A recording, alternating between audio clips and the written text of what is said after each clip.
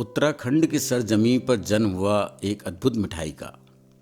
इस मिठाई ने अल्मोड़ा की शाही रसोई में जन्म लिया या फिर टिहरी की, इस पर एक राय नहीं है। लेकिन इस मिठाई का स्वाद बेजोड़ है, ऐसा सभी मानते हैं। यह मिठाई दूध और चीनी के संयोग से तैयार की जाती है। दूध को संतुलित आग में घोट घोट कर लगभग ठोस अवस्था तक पहुंचा दिया जाता है। लोहे की कढ़ाई में संपन्न इस रासायनिक प्रक्रिया से हासिल होता है जायकेदार दूधिया सफेद परिणाम। कढ़ाई से बाहर आते ही इस मिठाई को एक लिबास की जरूरत होती है। तब इस झक्क सफेद मिठाई को एक खुशबूदार हरे पत्ते में लपेटकर पान के बीड़े जैसी शक्ल दे दी जाती है। हरे पत्ते के बीड़े में लिपटी इस शर्मीली मिठाई का नाम है सिंगौड़ी। इस अद्भुत मिठाई का भोग लगाते समय आप पाते हैं कि इसका लिबास बनने वाले खास पत्ते ने मिठाई के चारों तरफ अपनी खुशबू भी लपेट दी है। सिंगौड़ी को आगोश में भरकर उसके बदन में अपनी खुशबू लपेट देने वाला यह पत्ता है मालू का पत्ता। मारी रे भीड़ा तुझे कशारी मालू ने काटा मालू बेत मालू ने काट मालू। मालू सिर्फ सिंगौड़ी को ही रंगत नहीं देता, यह उत्तराखंड के समूचे लोक जीवन में रचा बसा है। अगर आप कभी भी उत्तराखंड के पहाड़ी इलाकों में रहे हैं तो आपने सामूहिक कामों में इसका इस्तेमाल दोने पत्तल की तरह होता हुआ जरूर देखा होगा। नामकरण से लेकर शादी के भोज तक में मालू के पत्तों की थालियों में भोजन परोसने का रिवाज पहाड़ों में आम है।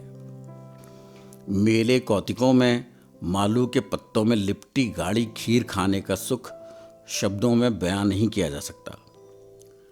इसके मजबूत लचीले पत्तों से बेहतरीन किस्म के दोने पत्तल बना करते हैं। खुरदरी सतह वाला मालू का पत्ता आसानी से सड़ता भी नहीं है, इसलिए इस्तेमाल में सुविधाजनक होता है।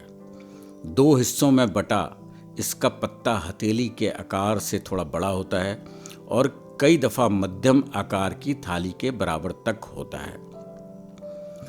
उत्तराखंड के पहाड़ी इलाकों में मालू के पत्ते दोने और पत्तलों के रूप में इस्तेमाल होते ही थे। साथ ही इसकी खुखरी जैसी फलियों में छिपे कोमल बीजों को भी आग में भूनकर चाव से खाया जाता था। बच्चे मालू की बेलों पर फलने वाली इन कठोर भूरी फलियों को गोरखा खुखरी की तरह पकड़कर खेला भी करते थे। मालू गर्म जलवायु का पादप है जिसकी बहुत बड़ी बेलें होती हैं। गर्मी आते आते इन बेलों में सफ़ेद फूल खिलने लगते हैं और कुछ महीनों बाद बड़ी बड़ी फलियां इसकी बेल में लटकी नज़र आती हैं।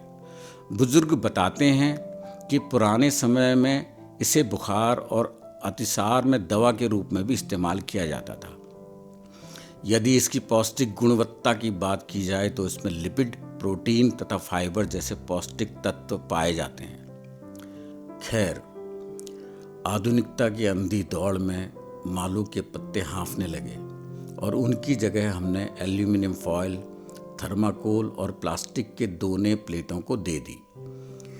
इन यूज एंड थ्रो दोनों प्लेटों में हम अनजाने में ही भोजन के साथ कैंसर जैसा जहर भी परोसा करते हैं। जबकि मालू पौष्टिक गुणों से भरपूर होने के साथ साथ पर्यावरण के लिए भी नुकसान पहुंचाने वाला नहीं है। जहरीले प्लास्टिक और थर्माकोल प्लेटों की जगह इसका इस्तेमाल करना कहीं ज़्यादा बेहतर विकल्प है। आधुनिकता की सीढ़ियां चढ़ते हुए थोड़ा रुक कर अपने उन पुरखों को याद करें जिन्होंने मालू को अपनी दावतों का हिस्सा बनाया और अपने जंगलों में मालू को खूब खूब फैलाया भी।